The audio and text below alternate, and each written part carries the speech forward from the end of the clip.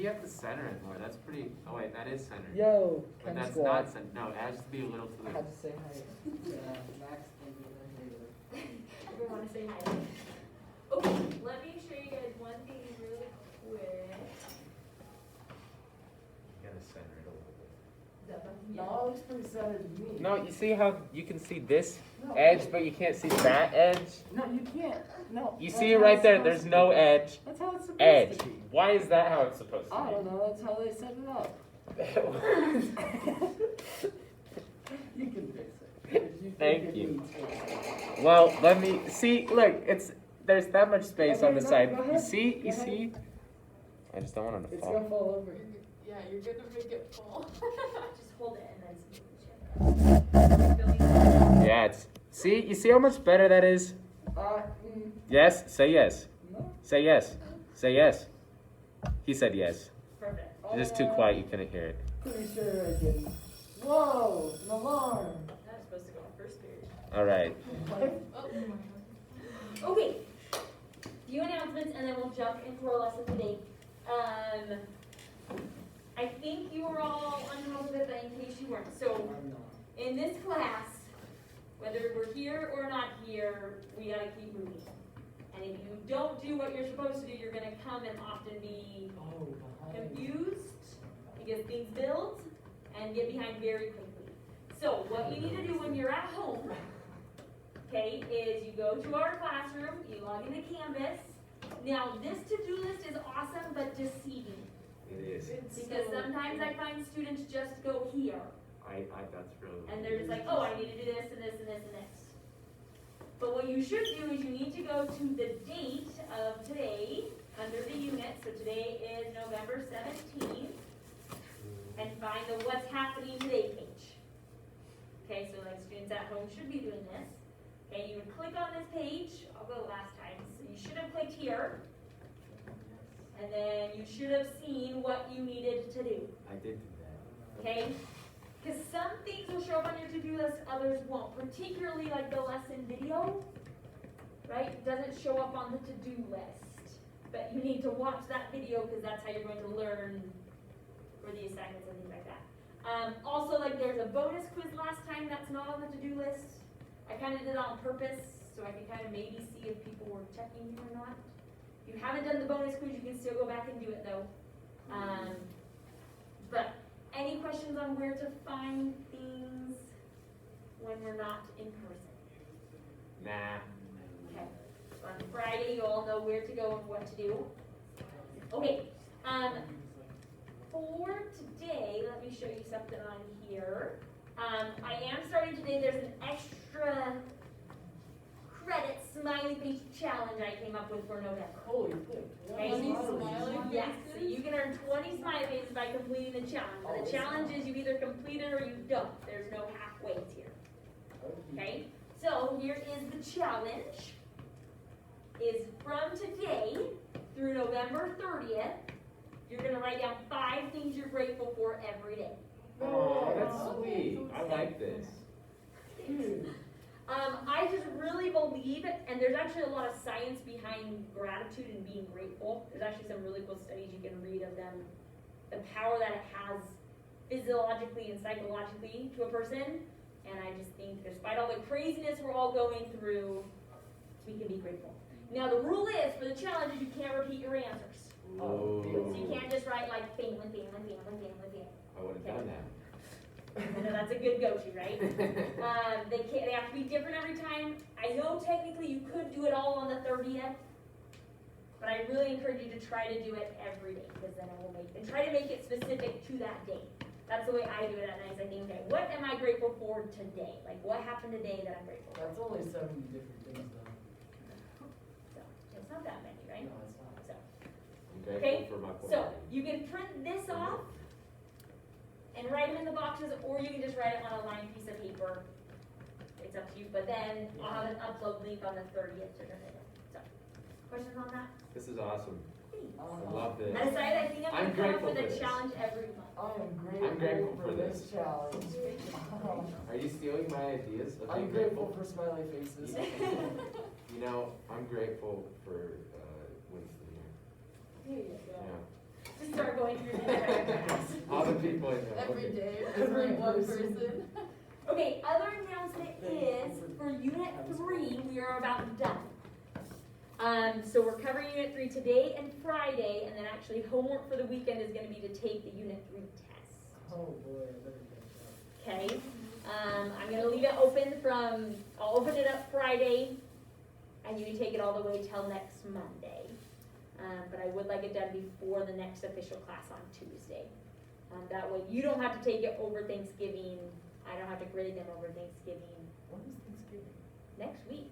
What? Next week? Actually, Yeah. Don't like that. So technically, you guys only have today and one more class before Thanksgiving. And one at-home class, I guess.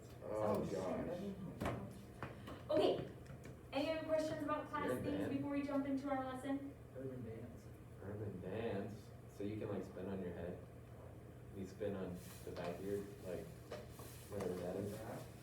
Yeah. Not really. Okay, pull out your note packet if you don't have it out here. Oh, right. Notes. Did you forget your notes? No, I always have my notes. That's good to hear. Okay, so what we're talking about today primarily are these lab techniques, known as different types of spectroscopies. It's a big word. It is a big word. Now, majority of these things, you just kind of need to know what they do, and that's it. Two of them, we're going to get into real details of them. One of them you'll do as actually a simulation lab for tomorrow's homework, for your Wednesday assignment. But some of the others, it's just kind of like, here's what it does, here's what happens, and that's it. Okay? But before we can get into the specifics of the lab, we do need to understand a little bit about radiation first and what it is, because they all work through the process of radiation. So often the word radiation has kind of a negative connotation, right? Like if a room has a big sign on it that has like a radiation sign, normally that means like, Stay out. yeah, probably shouldn't go in there, right? Don't go. Most of the time. You may think of like the Hulk when you think of like radiation. Uh-huh. Right. Something. That's like how he turned into the Hulk, so on and so forth. But in science, or scientifically, radiation is just any energy that travels in the form of a wave at the speed of light. Okay? The speed of light is constant as far as scientists know right now. There actually is some debate about that, but for now we don't know any different. So the speed of light is, put this up there on that blank, 2.998 times 10 to the 8th meters per second. Did we hit play? Yeah, it's playing. I was just, the circle thing is like up and to the Yes. right, just barely. I always forget about that darn sunshine. It's always right there in the middle too, huh? Uh-huh. The circle thing. It's left a little. So where's that? Oh, right there, your hand. Yeah, so, okay, you put your hand a little higher up. It's right over Oh, the a word. tiny little bit down, and that's the center of the circle.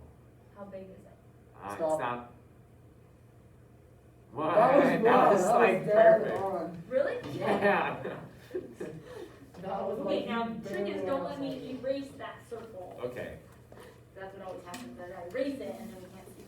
Okay, so on that line right there, the speed of light is 2.998 times 10 to the 8 meters per second. That value is actually on your formula sheet, so we don't need to memorize it as we use it, but that's what it equals. So what it is when we talk about waves, there's two key components of waves that we'll be discussing because they help us understand their energy and how they travel.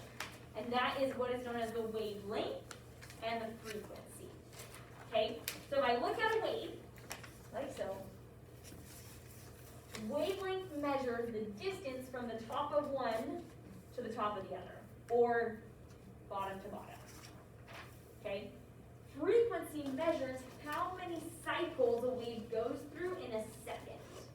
A cycle is that. So how many up-downs does it do in a second? Now it's significant to understand though that frequency is not how fast it's traveling. How fast do all waves travel? This is the The speed of light.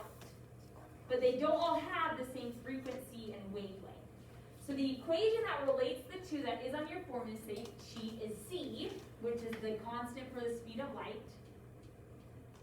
I don't know why they picked the letter C, but it is. Okay. Equals wavelength, which we represent by this symbol.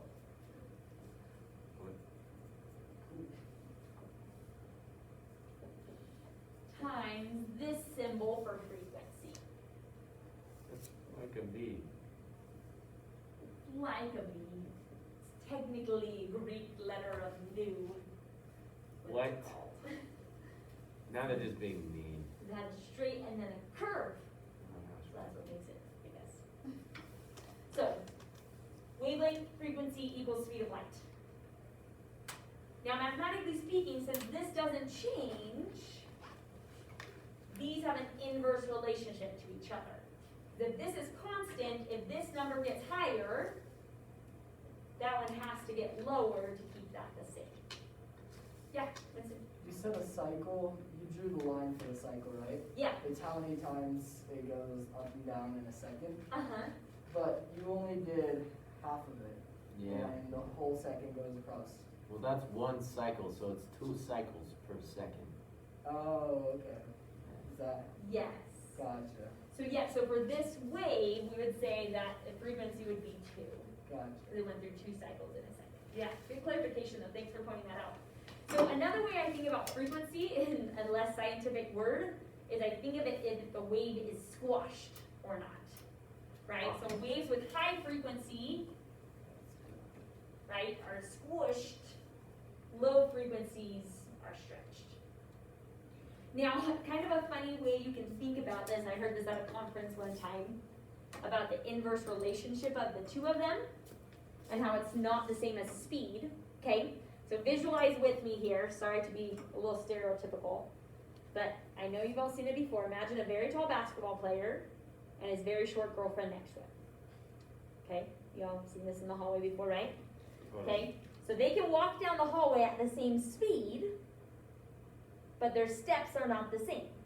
So trace my head like a wave, okay, as I walk. So if I have a long wavelength, because I'm the tall person, right? Yes, that's how tall people want. Okay, but like, you know what I'm saying? I'm not tall, so I have to take your step.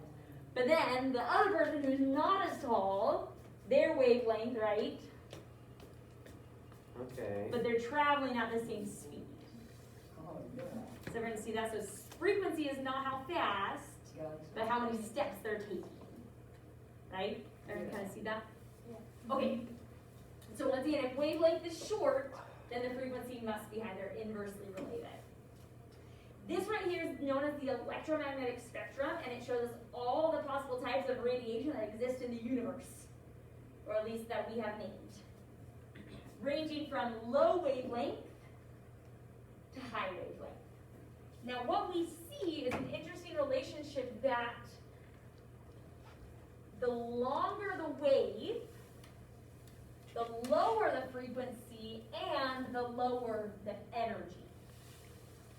So as we think about these things, it's kind of cool. I'm waiting for the day, and I'm sure it will come because science just keeps changing, where we can put on a pair of glasses and see the electromagnetic radiation around us. Because there's so much going on. Number one, the biggest are radio waves. They can have the length of a football field. What? So if we could see them traveling through the air, this is weird, but I visualize it as like these giant spaghetti noodles. Yeah, that'd be so That cool. would be so It's cool. like Doctor Strange stuff. Yeah, it kind of would be. Microwave. Then we get smaller as we so radio's the highest. We then transition into the microwave category. Now recognize it's a range, right? Microwaves don't just hit one distance, it's a range of them. But literally that's what happens in a microwave, okay? So if you have your food, you turn it on, speaking of microwaves, okay? The waves travel through your food and heat it up. Now what's the length about, can anyone see the length of a microwave? A butterfly. Humans. Yeah, so it's about, some are like the size of a human, some are down to the size of a butterfly, okay? This is where you get the whole, there's a comedian who makes a joke about it, but The Hot Pocket dilemma. Oh yeah, I've seen this guy. Have you seen it? There you go. Okay, and I'm sure you've all done this with a microwave, and Hot Pockets I feel like are just really good at doing this, right? Where you cook a Hot Pocket in the microwave, or anything in the microwave, and you take a bite, and one bite might be perfect, the next bite might be frozen, and the next bite might be like molten lava, right? Everyone had that experience before? But it's because of the waves, right? If you think about it, and they're the length of a butterfly, it can travel through your food and create pockets that never get heated. What? And so it just stays cool. That's one of the reasons why microwaves now rotate. When they were first invented, they didn't. Oh. But the rotating plate helps in that idea. It's the other reason why they always say on the instructions that after you microwave it, you should, if you can, stir it to distribute the heat throughout, right? So keep going. They get smaller and smaller. As they get smaller, they get higher in energy, right? So we get down to infrared, visible light. That's what we can see with our eyes. Our eyes can interpret those into colors, which we'll talk about a little bit more. We then get into ultraviolet light, which is what comes from the sun, UV rays, right? Higher in energy, which is why we get sunburn. X-rays and then gamma rays. Okay, X-rays, one kind of a way as we think about these rays, is really just imagine them almost like a flashlight. But the type of light that's coming out gets stronger and stronger and stronger.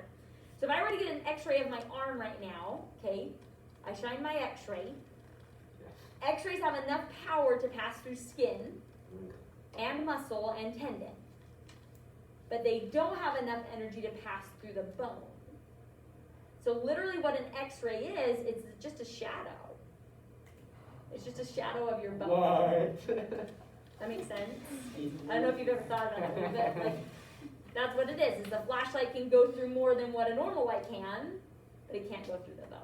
Wait, that's sick. So, 2 questions. Yeah.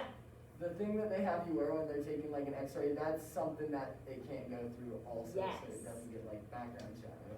Yes. Okay, and then second, you know how you were saying like you're waiting for the day that they invent the glasses where you can see the waves? Yeah. For infrared, does that mean that you could see somebody using infrared? Yeah. That would be so good. Because it's literally putting out waves, we just can't Right. see it, right? That It'd would be like so overwhelming though, because like There's a lot of the ways. glasses would have to have like you'd be maybe like could toggle through and be like, I only want to see this one. Because there's so much radiation. Because I mean, your cell phones constantly put out radiation. The lights above us put out radiation. Like, Oh, we're all gonna die. yeah, I mean, yeah, pretty much. That is But how it everything puts out works. radiation to some extent. So Like bananas. bananas put out radiation. Bananas do? Yeah, it's like if you eat 1 billion bananas, you'll die from radiation poisoning, and I'm like, you'll have bigger problems at that point. Yeah, it's like I think you'd have other problems. Before you Oh, die. I'm gonna start stacking up on But bananas. any general questions about this concept of waves and radiation? We could spend like way more on this than what the AP curriculum lets us, but just want you to have kind of a good visual when we think about waves, how to visualize them. But side note to what Winston asked, that big heavy blanket they put on you is lead, because lead is so dense, it can't pass through it. Isn't lead? Yeah, isn't lead like? Yeah. Don't. You eat it, Oh, okay. and that's why it's like in like a, Oh, okay. Yeah, okay. But but it is kind of ironic that it is poisonous, yes. yeah, but owls apparently can see some ultraviolet. Yes, I didn't. so can snakes, I think. Really? Or they Is see, it they like, see heat, don't they? Or no, yeah, they they're- see it infrared. They see Yeah, it. that's It's what I heat thought. vision, yeah, so snakes can see in infrared. Bees, that's the cool one, you should look this up. Bees can see in UV light, and so flowers look so cool to bees. What? Really? Yeah, That's so cool. so Google that, and maybe at the end of class right now I'll show you a picture, but it's cool at what it looks like to them because it like really fine tunes it into like where they're getting their pollen from That's sick. and how they see it. So yeah, good connection though, good like biology, zoology, I guess would be the right word. Okay, let's talk about our different types now. So now if we take those flashlights, okay, and shine them at atoms and molecules, depending on the energy that it has, it can cause different results. Okay? I'm gonna move this for a second just to make sure they can see. Now this graph right here should look familiar. Can anyone dig in their brain and remind us how to interpret one of these graphs? Like, Is that from unit 1? Yeah, yeah. is it like the 1s, 2s? Perfect. So it's the different orbitals. Have a smiley face for that. So, So this right here comes from shining X-rays at an atom. Okay, they're known as the PS, photoelectron spectroscopy. And what these ones do is literally, it's like, here's our nucleus and our atom with the plus sign. Okay, there's our little electrons. Okay? This one is we shine the X-rays. So here's my X-ray. It has so much energy that the electrons get ejected. You erased the circle. Oh, That's literally in the circle. I drew the atom. as Yeah, the you drew the circle. circle and Ah. I was like, where'd the circle go? Okay, over here. Okay, try that again. Here's our atom. Here's the electrons. Here's the X-ray.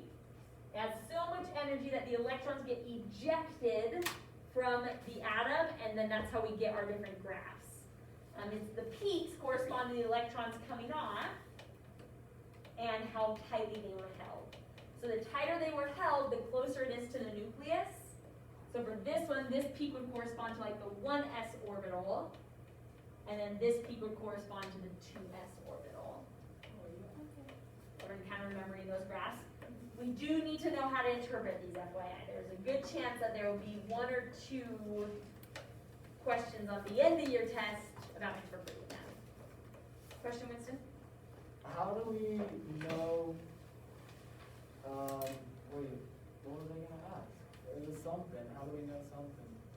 That's a good question. Wait, let me think about it for a second, I gotta figure out what I was Okay. gonna ask. Okay, help me draw my circle one more time. Alright. Here? Right a little, up, left, Left? wait, yeah. Okay. Right there? Up a little bit. A little bit more. Yeah, Is that the middle? yeah. Stop.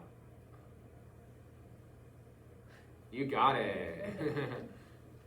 Maybe we should just draw it in a Sharpie so I can't even. Yeah. Okay, do you remember your question yet, Winston? Nope. Okay, let me know when it comes yet. Okay, so the electrons get ejected from the atom, we get our spectrum here, and it's used to identify elements. This is one way you can identify the structure of what an atom is at a molecular level. So this is the highest type of spectroscopy in terms of energy. X-rays have the highest. Okay, next type, so going a little bit lower in energy. Okay, is we have what's known as the ultraviolet and visible light spectroscopy. Ooh. Oh. Why did I do that? You like hesitated too. How's that? Yeah, That's pretty good. that's good. Yeah, it's a I little just high. like habit, I just like see writing and I just. You like hesitated too. Like you paused. It's a little high, but it is. Okay, so this falls in the medium category. So now these are the types of flashlights we're using. Okay, so we use a UV flashlight or visible light flashlight, so pretty much a normal flashlight. What it can do is it can actually just cause transitions. I'm gonna write it down here so they can see. This is the same, by the way.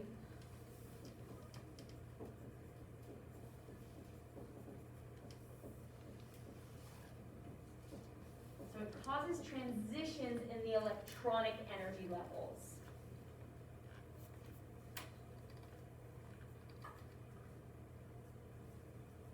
What this means is it's not enough energy to make the electrons jump off the atom, like in the X-ray one,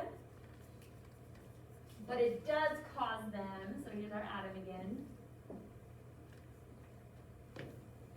So if light goes in, it can cause it to jump up to a higher energy level.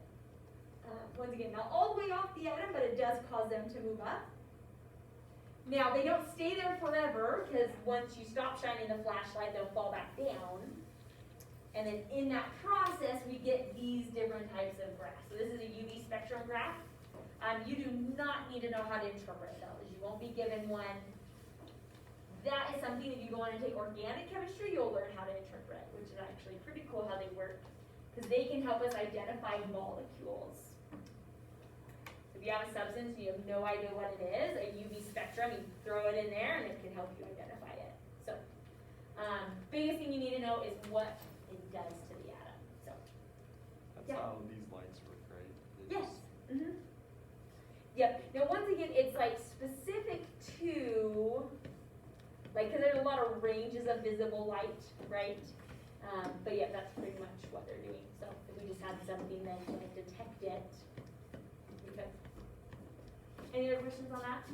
Yeah. Does that like have the potential to change the molecule? Cause like, what if it's a full shell and then it moves it to not a full shell? Does that like? Good question. So no, it actually doesn't change the identity, because what Right, it's the protons. the but protons are the identity. That's leaving it so it has 7 and then like 1 or however many it moves out. Like, does that make it more susceptible to taking on electrons? I don't know for sure, Winston. I would predict, I guess, if you could, like, because these things are normally done in like a contained Right. device, right? But if you could keep it that way and then add something to it, maybe. I don't know. That's a great question. Yeah, because once again, we normally are just using these just to analyze a sample. But if you could like make the electrons move and then bring in something else, how would it behave? I don't know. So it does seem like if the electrons are, like you said, different on the valence shell. Good question. Yeah, I'll have to look more into that. Any other questions on that one? Okay, going down in energy again, we have infrared radiation. So infrared spectroscopy, IR. This classifies to the medium low of energy. With these ones, we get these cool little stalactite looking graphs, is what they give us. And these are made through changing what is known as the vibrational levels inside a molecule.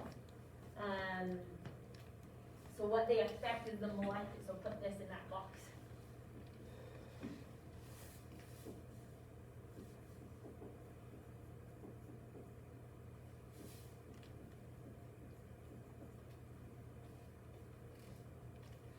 So these ones aren't enough energy to change the electrons, but they can change how the bonds are vibrating.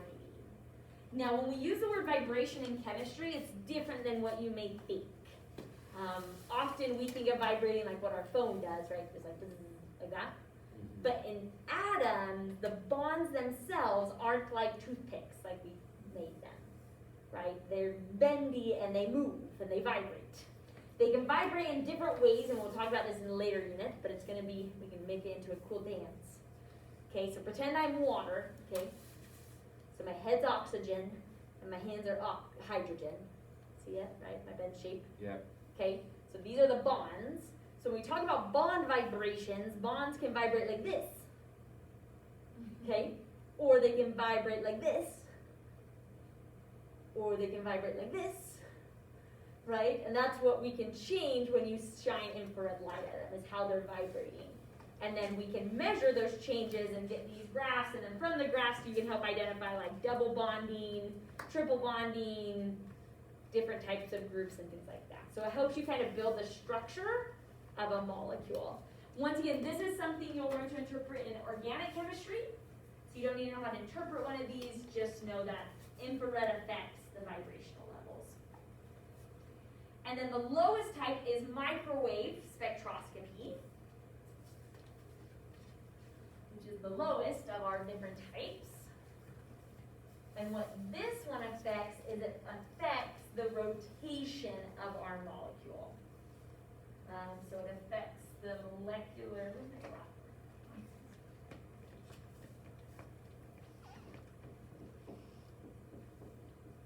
rotation.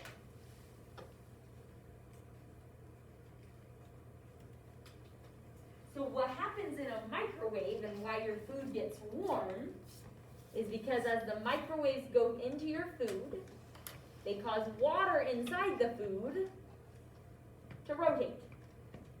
So literally inside your, whatever you're heating up, you end up with a bunch of little spinning molecules which create heat, and it heats it up. That's why you shouldn't put something in the microwave that doesn't have water in it. Anyone hopefully never done that before? Like a fork? Like a fork. Okay, what happens when you put a fork in the microwave? It sparks because the microwaves don't have anything to be absorbed by. And in terms of the metal, they just spark the electrons in it. It's awesome. It is fun. Yes? There's a guy who put a microwave in a microwave. It's pretty awesome. What? It was fun to watch. That had to be a big microwave. It was a big microwave. Wow. So that's one of those things that other people do and you just watch the YouTube videos of. Right? But other people do the stupid things. So, but that's why, yeah, I mean, your microwave will light on fire if you don't put anything in it and just turn it on. Yeah. Because it doesn't have anything to absorb it. So, this is what their graphs look like just for fun. Once again, you're not going to have to interpret these. But the information that it gives us is it can help us kind of understand where the hydrogens are in a molecule. So, questions on that for now? Okay, let's dive a little bit more into that equation we looked at earlier with frequency and wavelength. So, this idea of removing electrons by raise the circle. That's okay. Yeah, really good at finding it. Alright, see if you can eyeball it. Oh, it's too far to the left. Too far to the left. Yeah. Here? And then right. Good. Right. Right. Right. Right. Right. Right. Right. One more. Yeah, down a little bit. Yeah. Stop. Yeah. That's about it. Yeah. If I didn't share my room with somebody on A days, I probably would have drawn it in a Sharpie. Yeah. Then I love them. There's just a circle that never went away. Okay, so this idea is known as the photoelectric effect. And the photoelectric effect is this idea of where if you shine a light on a clean metal surface, you can cause electrons to be emitted. You can come off the surface. Now, what Einstein, he's actually the one who's given credit for discovering and explaining this phenomenon, discovered is that there's a minimum frequency required to make it happen. Not all lights will do this for each metal. That minimum frequency, as it shines, can then release what they deem as a photon of light. Photon, simple terms, is it's the way they describe like a packet of energy, like a little ball of light. And it's the minimum amount needed to make the electron come on. So for example, for this metal here, for potassium, the red light doesn't have enough energy to make anything happen. But the green light and the violet light do. That's kind of what it means by the minimum energy, and it's dependent upon each substance. So every substance has a different minimum energy. Through this minimum energy, I almost erased it again. Einstein came up with this equation, so put this in that box up there, of E equals H times V, or our frequency. So what this equation does is it helps us calculate the energy of a wave. So energy equals frequency times what's known as Planck's constant.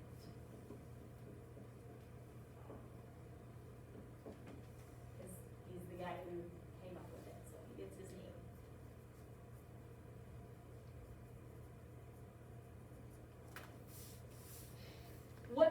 constant tells us, this is on your formula sheet by the way as well, so you don't have to memorize it, is it tells us something interesting about energy.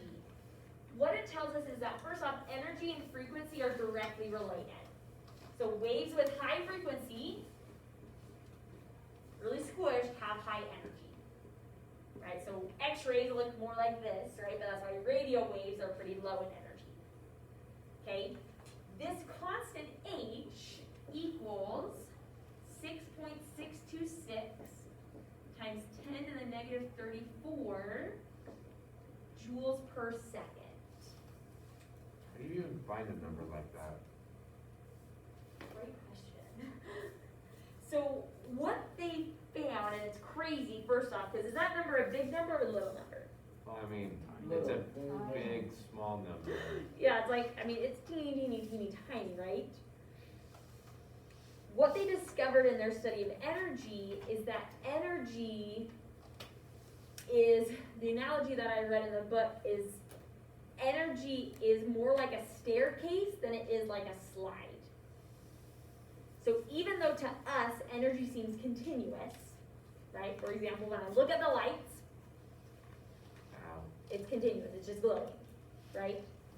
But down at the molecular level, it's actually increments by that amount though. So the stairs are that height, you could say, which is why to us it looks continuous. So that's kind of what Planck's constant is saying, is that energy is distributed in these different small levels. Yeah, go to Winston. Is that why, like, when you slow-mo, like a video or whatever, you can kind of see little breaks? Yeah, it's kind of that idea. Yep, yeah. If you slow-mo like a light, right, you can actually, it's not continuous. It actually looks like it's, what's the word? Flashing at you, right, or shuddering or whatever. Yeah, no, good connection. So when you shine like the light with enough energy and it gives off the electron, Yeah. if you shine that light continuously, will it keep giving off electrons, or is it just like at the very beginning?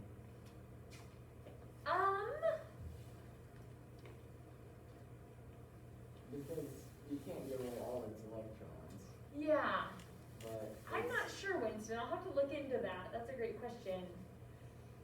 From what I would hypothesize, because I mean, on a metal surface you have tons of atoms, right? So they all have that ability to remove. And I'm thinking it would just be like their valence electrons, because I don't think it would have enough energy to like remove past that. But I'll look into that. That's a great question. I'm not sure. But it's also hard to think, because even like on a tiny piece of metal to us, like how many atoms is that, right? So it would be like a lot of electrons, but like for an individual atom, is there still some in there? Yeah. Okay. Perfect. Some what? Is that liquid nitrogen? You need to do this last week. I actually, well, I guess they probably they just watched a video of it. Sure, since you brought it, I'll do it for them in person. Cool. Yeah, then I'll just kind of get it. For last one? Okay, cool. I thought they were just bringing it back. I did this in class on Friday, Oh. and then they asked to borrow my Lego mattress. I didn't know if they'd be left, but I'll show you guys at the end, just because you're here. And it's better to see in person than on a video, right? Yeah. Cool. Okay, let's go ahead and practice some problems with this equation, okay? This, by the way, just a side note, if you want to make, I don't know if this helps any of you, but this problem we're about to do is similar to the problems you'll do on quiz 3.12. So if you get on 3.12 and you're like, I don't know what to do, maybe come back and look at this to get you thinking, okay? Okay, so the problem says, let's erase this, but not the circle. Want to erase the circle? Okay, I'm going to read it right here because it's too high up there. So the question says, a diagram represents the photoelectric effect of a metal. When the metal surface is exposed to light with increasing frequency and energy of photons, electrons first begin to be ejected from the metal when the energy of the photon is 3.3 times 10 to the negative 19 joules. Okay, part A says, what is the frequency of light? The light. That's weird. That's a weird sentence. Light, the light. Should just probably say, what is the frequency of the light, right? Yeah. Okay, Sort of light and then- so, circle that word, frequency. That's what I'm trying to find. Okay, so this is how we problem solve in this class, right? We're not gonna memorize how to do things, because there's way too much to memorize, so we just have to problem solve everything. The first step of problem solving is, well, what am I trying to solve? Trying to solve frequency. My next step in my brain is like, okay, well, this is a mathematical problem. So I'm gonna go to my formula sheet, because that has all the math I need to do. Go to your formula sheet and let's find an equation that deals with frequency and then you can remember it off the top of your head. It was the, let me just do like part-time. Energy equals Yeah. H, and then the frequency thing. Yeah, so this is the symbol for frequency. Yeah. So that equation is for frequency. Now what information does the problem give me?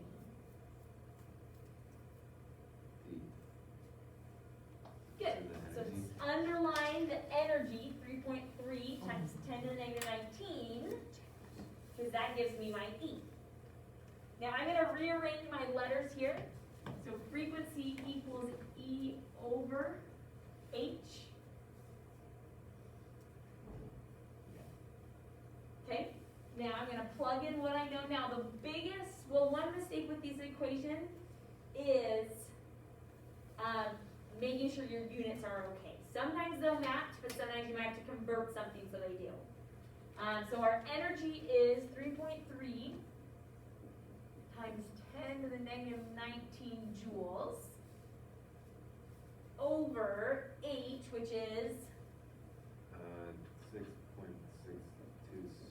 times 10 to the negative 34 joules per something. joules per second. Second. There you go. Okay, this is on your formula sheet, by the way, once again. Also, if you haven't noticed, the formula sheet defines all the variables for you. Right? So like the equations are here on the right, the left, and then they describe what the equation is telling you on the right, and there's all your variables. Okay, so you don't have to memorize, right? Write it down, right? You just gotta know how to use it. Okay, pull out your calculator. Who has a calculator today? I don't want to do I don't think I typed it in right. Pull it out and let's practice typing it in. this. These are kind of intense to type in, and you want to make sure you're just typing it in right, because that's the worst, to do all the right work, but then I have to give you 0 points because you have the wrong answer. Type it in, and if you got 4.98 times 10 to the 14th, you can have a smiley face because you're correct.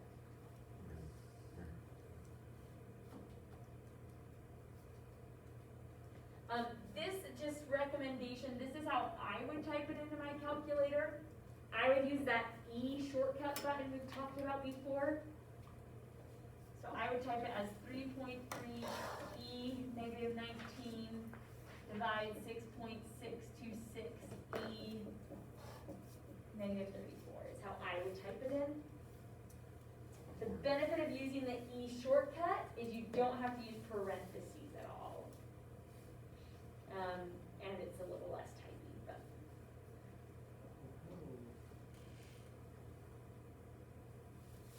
Anyone not get that answer? Not know why? I got negative 54. Like 10 to the negative 54. Did you use the E shortcut?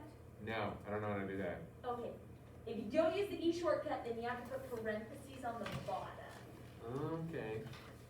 Okay. E button on yours. Click second, and then you go to Yes, seven, comma, so it no, says up, E. comma. Okay. But it will bring up just an E. Okay. Does that make sense?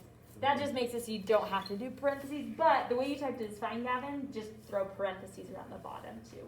Okay. Oh, so it's the TE one. Yeah, on most calculators it's EE. A few of them it says EXP. That's mostly scientific ones. Is yours EE? Yeah, most are above the comma on graphic calculators, so. And then it's just E and then the exponent. Yeah, so you don't have to do 10, you just do whatever the exponent is. I just barely used one, and it was like a lowercase e, Oh, yeah, that would not work. Like, I have the right answer initially, I was just trying to figure out which button was E. And- Gotcha. Yeah, don't use lower E, cause that deals with logs and Oh, stuff, if you've learned about that E before. Totally different E. hey, I got it. Okay, now, who can tell me for a smiley face, what are my units on this answer? Seconds. Ooh, you're close. Have a Okay. smiley face for being close. Okay. It's gonna be MM, I don't know what that stands for. That's actually gonna be when we get to wavelengths. Dang Did it get clear? it. Would it be waves per second? Like, Ooh, so it's per second. Oh, Yeah, which in a sense it cycles per second. so But close. we don't really write the cycle side, it's just this many cycles per second. So it's kind of a weird unit because you do a slash without anything on top. There are two other ways you can write it, or you might see it. Is you can write it as, so 4.98 times 10 to the 14, you can do S negative 1. Because in math, a negative exponent means it's on the bottom, right? Or it's actually the same thing as saying a hertz. So HZ is the same thing. So just recognize those are all the same, however you want to write it, or if it was given to you, that's what it means. So, okay, questions on part A? Okay, part B says, based on the data table, what would be the color of our light? So going to our data table, that means we need to find wavelength. So go to your formula sheet, find an equation that deals with wavelength and something else we have available. Yeah, what do you got, Claire? it says so it's wavelength multiplied by frequency is equal to the speed of light. Perfect. And that one will be helpful because we know the speed of light, because it's just that constant, and we just found wavelength. Everyone see that equation? Yeah. Okay, rearrange for wavelength. So wavelength is C over frequency. Wavelength is your little giraffe symbol. So weird. Okay, so the speed of light is 2.998 times 10 to the 8th meters per second. Over, we just got a frequency of 4.98 times 10 to the 14 per second. Type that into your calculator, and if you get the same answer as me, you can have a smiley face.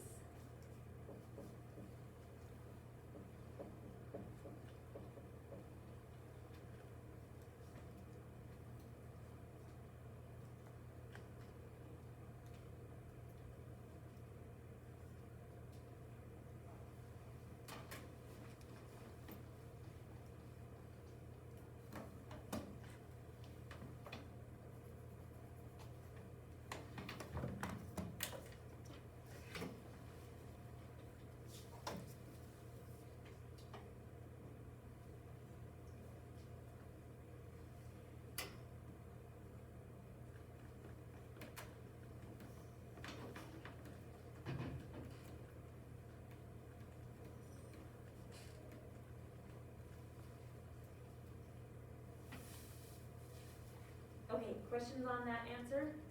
Anyone not get that answer? I got the answer, just what would the units be? Good question, Gavin, you stole my question.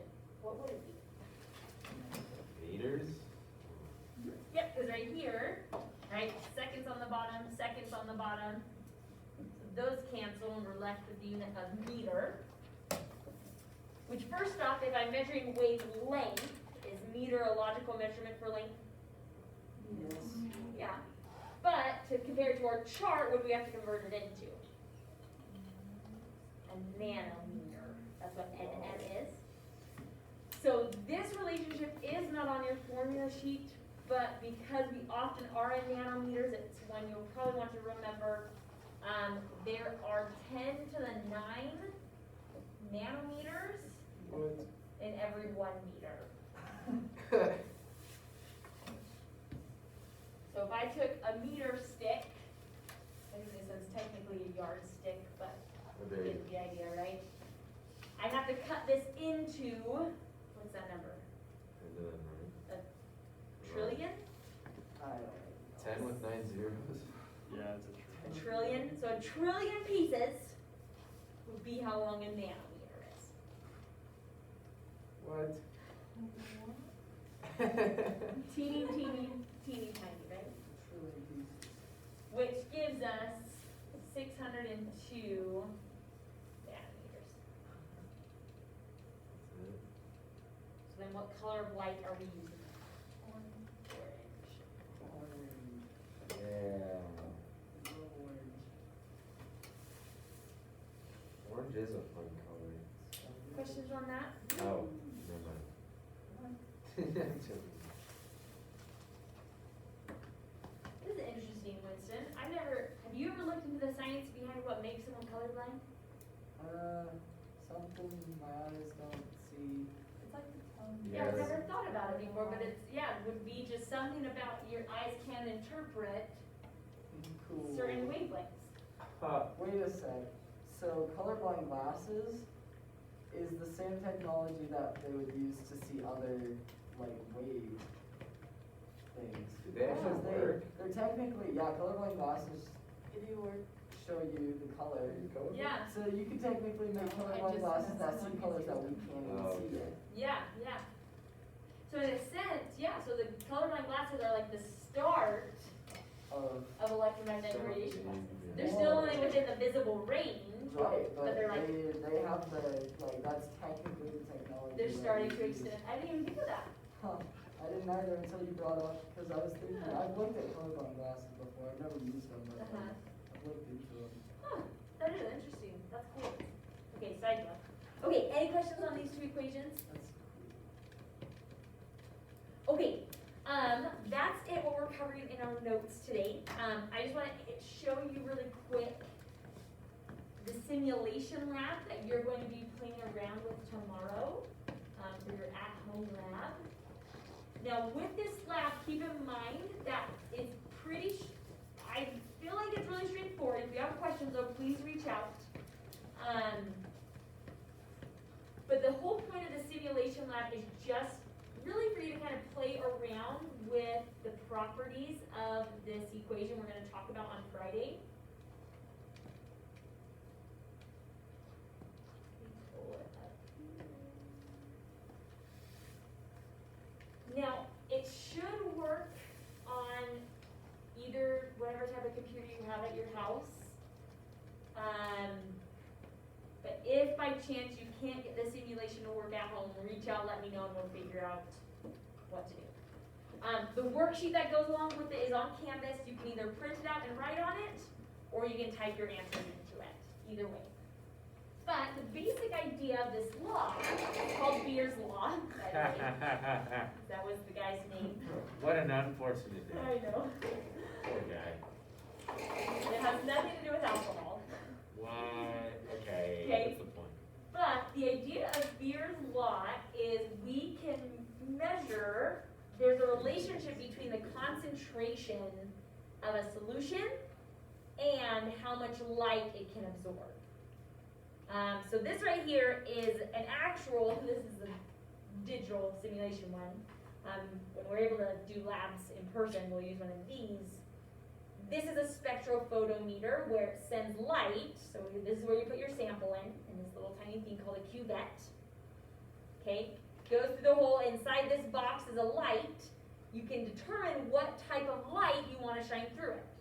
So that's what this little thing right here, so here's our flashlight. Ding. Okay, you can pick the wavelength of light that you want to send through. Okay, so we can change the color of our light.